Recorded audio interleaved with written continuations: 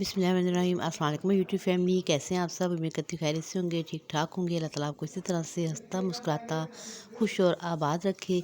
तो जी आज जो मैं आपके साथ रेसिपी शेयर कर रही हूँ ना, ये बहुत ही हेल्दी और बहुत ही मज़े की कचूमर सैलड है, जो कि हम राइस के साथ और वैसे भी अगर हम बना के खाना चाहें तो खा सकते हैं। तो इसको बनाने के लिए सबसे पहले खीरा लेंगे। खीरे को हम इस तरह से पहले इसकी जो होती है झाग, उसको कटिंग करके उसमें कट लगा के तो इस तरह से उसके ऊपर से पार्ट उतार के उसको रगड़ के उसकी झाग निकालेंगे। इससे जो खीरे की कड़वाहट होती है ना, वो ख़त्म हो जाती है। तो उसके बाद हम इसको पील ऑफ कर लेंगे। तो जनाब ये जो सैलड का बाउल है ना, ये आप लोगों को मस्ट जो है ना लंच के टाइम पे, दोपहर में या रात में डिनर के टाइम पे बना के जो है ना खाना चाहिए। तो ये तमाम चीज़ें जो हैं हमारी हेल्थ के लिए बहुत फ़ायदेमंद होती हैं। और वैसे अगर हम चाहें ना कि हम खा लें तो नहीं खाया जाएगा। इसी के साथ कटिंग करके इसको खाएंगी तो बहुत ही मज़ा आएगा आपको इसको चावलों के साथ या रोटी वगैरह के साथ खाने का। और ये कि मशीनों वगैरह से तो कटिंग सभी कर लेते हैं, लेकिन इस तरह से आप हाथ से इसकी कटिंग करके खाएंगे, इसका अपना ही एक जो है ना मज़ा होगा। तो ये देखिए, हम इस तरह से पहले खीरे को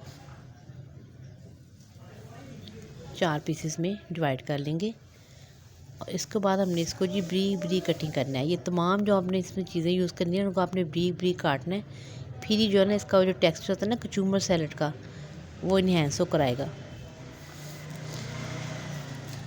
और मैंने मटर पुलाव बनाया था, तो उसके साथ मैंने सोचा चलिए सैलड बनाती हूँ और आपके साथ भी शेयर करती हूँ कि मैं सैलड किस तरीके से बनाती हूँ।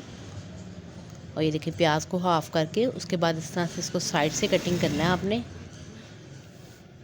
काट लगानी है। और उसके बाद ये देखें कितना ब्रीफ कितना फ़ाइन जो है ये प्याज कटिंग हो रहा है।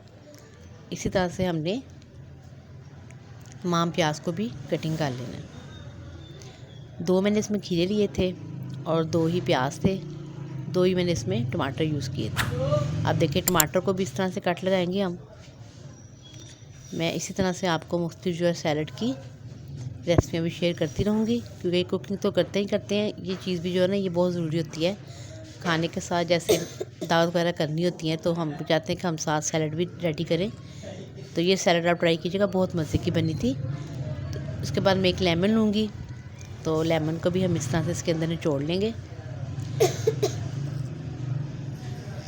इससे ये कि जो बीज वगैरह ना वो अंदर नहीं जाएंगे और ना ही उसका जो एक टेस्ट होता है ना, कड़वाहट होती है, वो भी नहीं जाएगी बीजों की।